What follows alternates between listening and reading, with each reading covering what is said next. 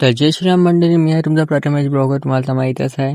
तर उठायचं होतं, आज पण उशीर झाला. तर उठाय तर उठलो, फ्रेश झालो, तर माहीत पडलं की आपल्या मामाच्या घरी आज पाहुणचार होता, मोठ्या मामाच्या घरी. तर रेडी होऊन त्याच्या घरी गेलो आणि घरी जाऊन पाहिलं तर कोण काय चालू होतं.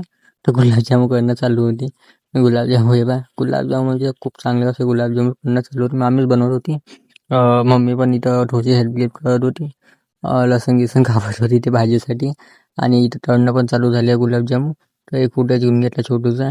तर तळणं झालेले आता पाकात आई एवढे चांगले लागत आहे गुलाबजामुन. मला तर खूप आवडले गुलाबजामुन. आणि पप्पा गिप्पा पण बसलेले, माझे पप्पा आहे आणि ते माझे मामा आहे, मोठे मामा आहे. तर गुलाबजामुनमध्ये अजून काजू गिजू टाकलं. भाई एवढं खरं चांगलं दिसत नाही ना. तर तेव्हाच मामा म्हणे सर म्हणे आपण वावरात म्हणे वांदे आले म्हणजे पोहून येऊ म्हणे आपण वांद्याला. तर तो पण जेवायचं पण होऊन जाते म्हणे. तर मामाचा वावराचा रस्ता खूप चांगला, म्हणजे रोडनच आहे, असं रोड टच वावर आहे मामाचा. जाऊन पाहिलं तर एवढे वांदे. मामा म्हणे जाऊ दे म्हणे, आपण काय जाऊ नये म्हणे, कारण की वांद्याला जात नाही म्हणजे टावरच्या म्हणजे वांदे म्हणजे खूप बसलेले. आणि ते म्हणे पराठी गिराठी मोडते म्हणे, म्हणून आलो म्हणे. पण जाऊ दे म्हणे, आता जेवण केलं आपण अजून एक चक्कर मारून म्हणे काय होते. तर आलो मग घरी. मामा दुसऱ्याच रस्त्याने घरी आणलं. तर रस्ता पण चांगला, एवढा चांगला नव्हता तो, असाच होता तो.